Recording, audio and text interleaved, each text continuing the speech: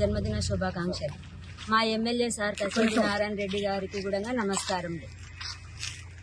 మా వారు 2006లో కుప్పగండ్ల గ్రామంలో 10 ఎకరాల 6 గుంటలు భూమి కొనుగోలు చేసిండు. ఆ తర్వాత అప్పటి నుండి మేమే మ్యూటేషన్లో ఉన్నాము, పొజిషన్లో ఉన్నాము. ఆ తర్వాత 2020లో మా వారు అయ్యప్ప మాల వేసుకొని శబరిమల పోయి అక్కడే స్ట్రోక్ వచ్చి చనిపోయిండు. ఆ తర్వాత మేము డిప్రెషన్లో ఉండిపోయిన కొద్ది రోజులు.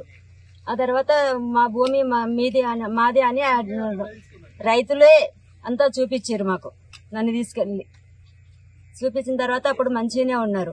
నిన్న ఒక 7-8 నెలల నుండి ఊరి పెద్ద మనిషి శేఖర్ అని రైతులకి పుష్ చేసి, మీరు ఓండి నేను వెనకాల ఉంటా, మీరేం చేసి ఆమె లేడీ అక్కడ ఎవరు ఆమె ఏం చెయ్యలేదు అని చెప్పేసి మీదేముంది ఫేక్ కాగితాలు అని చెప్పి చూపిస్తున్నాడు. ఫేక్ కాగితాలు ఇట్లా ఎందుకుంటాయండి? డాక్యుమెంటు, వాళ్ళు ఇచ్చిన ఫొటోసు, సైన్లు, వాళ్ళు సత్యనారాయణ పెట్టిన సైన్లు, ప్రొసీడింగు అన్నీ ఉన్నాయి, పేపర్లు, పానీలు ఇవన్నీ ఉన్నాయండి.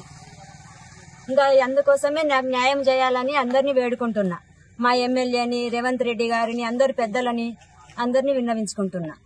దీనికోసం న్యాయం వద్ద మేము చాలా పెద్దగా అందరి సమక్షంలో మాకు సపోర్టుగా ఉండాలని అందరినీ వేడుకుంటున్నా. కొట్ర గేట్ వద్ద జయపాల్ సారు విగ్రహం దగ్గర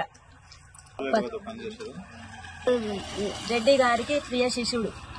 అక్కడి నుండే రాజకీయం స్టార్ట్ అయింది. మీడియా మిత్రులకి అందరికీ నమస్కారం అండి.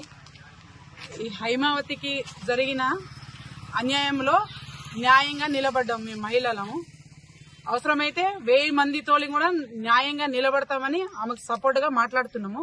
ఎందుకంటే రేవంత్ రెడ్డి గారు కూడా ఇలాంటి అన్యాయం జరిగిన దగ్గర నిలబడుతుండు కాబట్టి తనకు ఈ రోజు తన పుట్టినరోజు శుభాకాంక్ష చేసుకుంటూ కేక్ కట్ చేసుకుంటూ ఈ రోజు జయపాల్ రెడ్డి గారి విగ్రహం వద్ద మాట్లాడుతున్నాము.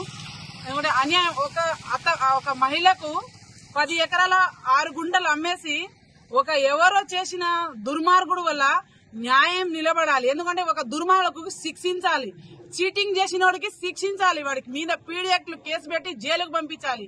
ఇది ఒక లేడీ అని అన్యాయం జరిగినప్పుడు న్యాయం చేయాలని రేవంత్ రెడ్డి గారికి కోరుకుంటున్నామండి.